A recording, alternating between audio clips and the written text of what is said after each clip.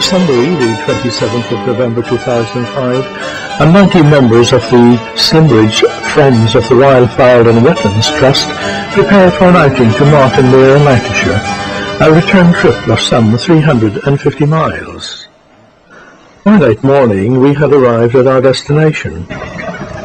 Martinmere is just one of the 9 Wildfowl and Wetland Trust sites founded by the late Sir Peter Scott. The Swanling Hide, adjacent to the mere, is one of many to be found here. The mere is the largest area of water in the grounds. This is the first port of call for myself and some of the other members of our coach party. From the windows, many different species of birds, ducks, geese, swans can be seen. Their antics can be very entertaining. This lapwing, sometimes called a peeweet, seems to be on friendly terms with the moorhen. Now to the harrier hide. Inside, more intrepid ornithologists, complete with binoculars, tripods, and warm clothing. Time now for a general wander around the grounds and make further discoveries. There are many colourful species of ducks, but surely few are more attractive than this male Carolina. This golden eye believes in having a thorough and very energetic bath. Not far away is this widgeon, a winter visitor. The moorhen is an indigenous bird and very common in the UK. For the keen bird watcher, there is always lots to watch here on the many stretches of water at Martinmere. And here are just some of them, taking life easy. Further along, we discover these snow geese. They breed in the Canadian Arctic and look very impressive. Martinmere is a very popular place for children, as here they are able to make close contact with the birds, an exciting experience and a good introduction to conservation and wildfowl. Yet another family enjoying the sights of the area, such as the swan. Surely the most eye-catching of all the ducks is the male mandarin. This species prefers to nest in holes in trees. Another of my favourites is the smew. His home is in Russia. Normally these female red-breasted mergansers are found in the Arctic regions, while the drake-hooded merganser is a native of North America.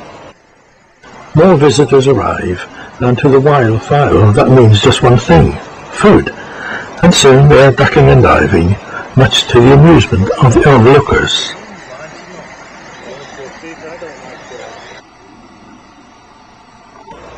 A distinctive visitor from Asia, the Baikal teal. They were first recorded here in the United Kingdom 100 years ago. Our 4 visitors make their way around the grounds, and their popularity with the wildfowl still holds good. But perhaps it is only cupboard love. The pin-tailed duck shows his clean-cut profile. No mistaking the familiar lines of these Canada geese. Records show they were introduced to England over 300 years ago. Since then their numbers have grown greatly. The distinctive facial features identify these Bahama pintails. The male red-crested pochard shows that he too has something to offer. Northern Russia and Norway are home to these long-tailed ducks, whose call is a yodeling-like whistle. As the day wears on and evening approaches, official feeding time has arrived. Very quickly a feeding frenzy follows, and it would appear that good table manners are completely ignored. To view the late afternoon feeding in comfort, some visitors prefer the warmth of the observation hide, where much entertainment can be enjoyed, as well as the spoken commentary. As daylight fades, it is time to return to the mere of the Swanling Hide. The mere was once the largest lake in Lancashire. Legend has it that King Arthur's sword, Excalibur, was thrown into its waters by Sir Bedivere. Now the mere is a marshland refuge on its 350 acres for thousands of overwintering swans, ducks and geese.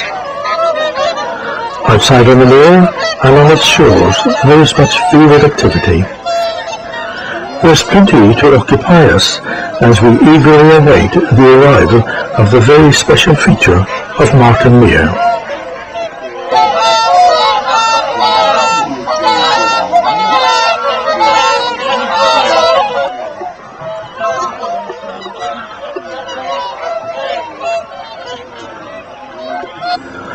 The short winter afternoon is now drawing to a close, but our bird watching is not yet over, for the nightly spectacle is about to start. Our eyes look skyward to see the first of the many thousands of pink-footed geese which visit the reserve in winter. These birds breed in Iceland, Greenland and Spitsbergen, but will leave the cold northern climate behind in October to feed here and also in Holland, Germany and Denmark. During the day they feed on the marshes, but as night approaches they seek the safety of the waters of the mere, out of the way of predators. By the end of March they will return once more to their breeding grounds.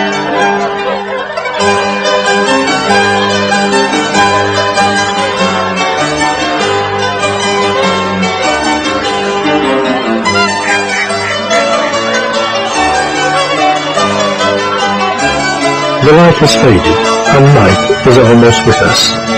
Time to go home, but the memories of Martin Mere will go with us as we return to Slimbridge.